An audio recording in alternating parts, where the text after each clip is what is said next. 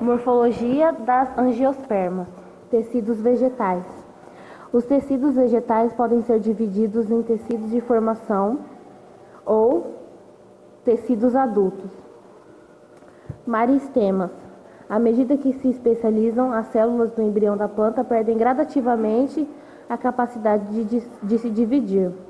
Mas em algumas regiões persistem grupos de células não diferenciadas que conservam as características embrionárias. Esses grupos formam a maristema, com grande capacidade de se dividir, de se diferenciar e originar outros tecidos, colaborando para o crescimento da planta. Nas extremidades da raiz e do caule encontramos a maristema apical, que provoca o crescimento em comprimento da planta e origina o maristema primário, que forma vários tecidos da planta. No caule ele forma pequenos brotos, as gemas apicais na ponta do caule e as gemas laterais auxiliares nas ramificações do caule, dos quais surgem novos ramos, folhas e flores. O maristema da ponta da raiz é protegido por um capacete de células, a coifa ou calíptra. A parte inferior desse maristema primário divide-se em protoderme, procâmbio, maristema fundamental. Tecidos de revestimento e proteção. Revestindo os vegetais, há tecidos que fornecem proteção e, no caso das plantas terrestres, evitam a perda excessiva de água. Esses tecidos são a epiderme e o suber.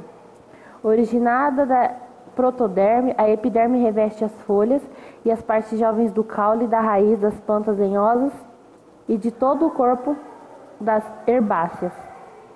Na raiz, a epiderme não apresenta cutina e suas células formam prolongamentos e os pelos absorventes ou radiculares que aumentam a superfície de absorção da água e dos sais minerais.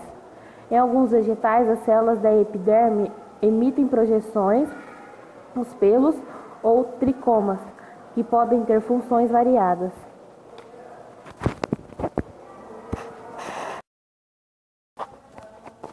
Arejamento da planta. Embora reduza a perda de água pela transpiração, a cutina também dificulta a passagem de gás carbônico e oxigênio pela folha. Assim, a entrada e saída desses gases são garantidas pelos estômatos, estruturas existentes na epiderme formada por um par de células estomáticas ou células guardas clorofiladas que delimitam uma abertura chamada estíolo, pela qual passa o ar. Em volta dessas células aparecem uma célula anexa, que não possuem clorofila. Além de permitir as trocas gasosas entre as plantas e o ambiente, facilitando a fotossíntese e a respiração, os estômatos podem se fechar sempre que a perda da água por transpiração ameaçar a sobrevivência da planta. Tecidos de assimilação e de reserva. Os sistemas responsáveis pela fotossíntese, assimilação e pelo armazenamento de substâncias reserva são formados por paraquenquimas, conjuntos de células vivas com pouco citoplasma e grandes vacúolos. Trata-se de um tecido de preenchimento encontrado em todos os órgãos vegetais. Por causa de sua capacidade de divisão, eles são importantes no processo de regeneração e cicatrização de feridas. Há dois tipos básicos de paraquenquima: o de assimilação e o de reserva, também chamado paraquenquima clorofiliano. O de assimilação é responsável pela fabricação da matéria orgânica vegetal. Suas células ricas em cloroplastos realizam fotossíntese e são encontradas nas partes aéreas dos vegetais, principalmente na folha. Tecidos de sustentação, formados por células de parede espessa, que dão resistência e sustentação às diferentes partes da planta. Esses tecidos podem ser colenquima e esclerenquima, localizado na periferia do caule e da folha, logo abaixo da epiderme. E colenquima é formado por um agrupamento compacto de células vivas e alongadas.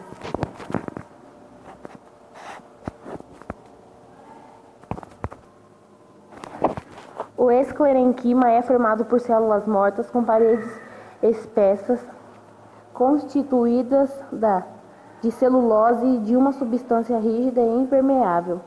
A lignina e lignina, que ajuda na sustentação de toda a planta. Essas células podem ser os dois tipos, fibras e esclereides ou células pétreas.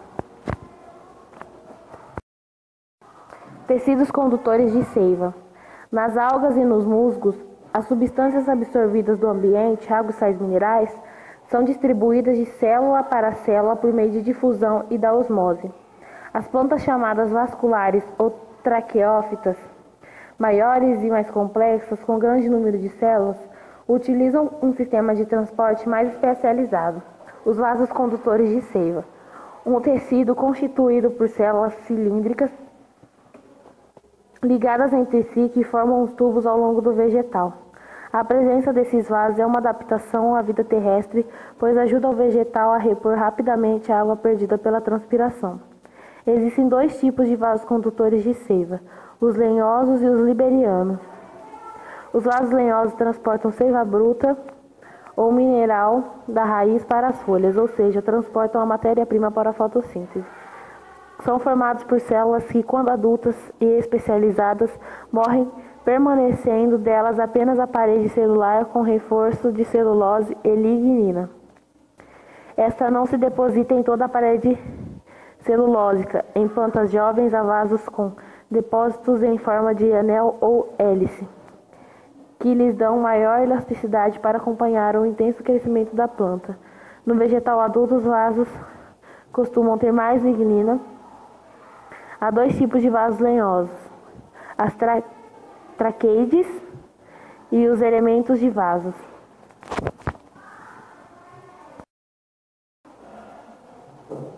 Tecidos secretores. Diversos produtos finais do metabolismo das plantas ficam armazenados em células ou em agrupamentos de células espalhados pelo vegetal. Embora não atuem mais diretamente no metabolismo, esses produtos ainda podem ser úteis à planta. O néctar é uma substância doce e perfumada produzido nas flores por um agrupamento especial de células secretoras, o nectário. Sua função é atrair os insetos e as aves responsáveis pelo transporte de grão de pólen. Por meio das secreções dos pelos glandulares, por exemplo, certas plantas, como a drosera, que habitam solos pobres em nitrogênio, digerem insetos e conseguem aminoácidos que completam sua alimentação. Às vezes, não é fácil determinar se esses produtos são úteis à planta, portanto, nem sempre é possível classificá-los como secreção ou excreção. É o caso do látex, substância leitosa que circula pelos vasos laticíferos de muitas plantas. Raiz.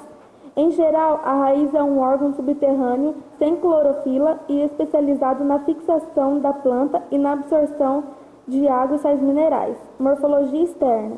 Vimos que na ponta da raiz há a coifa, que protege o meristema primário situado mais internamente. Acima dela está a região lisa, na qual as células se alongam e provocam o crescimento da raiz. Por isso é chamada também de região de crescimento ou alongamento. A região pilífera absorve água e sais minerais do solo. Na região suberosa, formada por células cobertas de suberina, localizam-se as ramificações da raiz. Tipos de raiz. Quando a planta possui uma raiz principal mais desenvolvida que as ramificações, a raiz é classificada como axial ou pivotante. É típica das eudicotiledôneas, da grande sustentação à planta e pode absorver água e sais minerais das camadas mais profundas do solo. Quando não existe uma raiz principal, as ramificações são aproximadamente do mesmo tamanho e nascem de um ponto comum. Neste caso, a raiz é fasciculada ou em cabeleira. Ela é típica dos monocotiledôneos, como a grama e o arroz, e desenvolve-se na camada mais superficial do solo. Por isso, é útil para combater a erosão.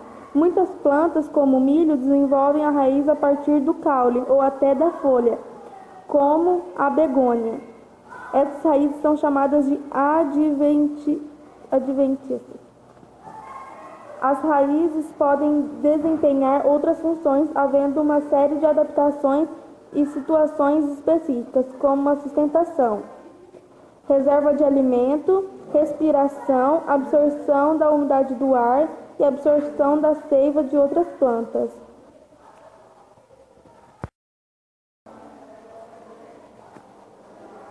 A estrutura primária da raiz é formada por 3 regiões: epiderme, córtex e cilindro central. Morfologia interna. Fazendo um corte transversal em uma região jovem do caule, é possível ver suas estruturas primárias.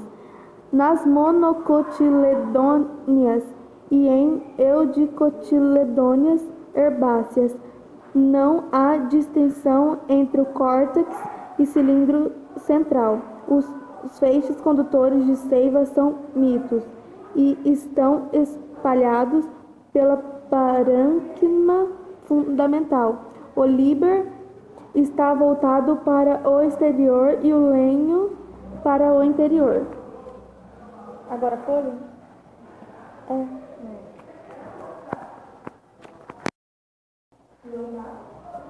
Folha. A folha é um órgão laminar clorofilado especializado na realização de fotossíntese. A superfície laminar contribui muito para a fotossíntese, pois, além de facilitar a absorção de gás carbônico, permite que grande número do cloroplasto fique exposto à luz.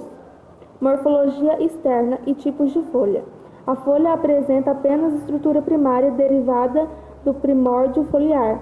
Uma folha completa apresenta limbo, pecíolo e bainha, mas podem aparecer estípulas, pequenas formações dos lados da bainha que protegem o meristemo nas folhas jovens.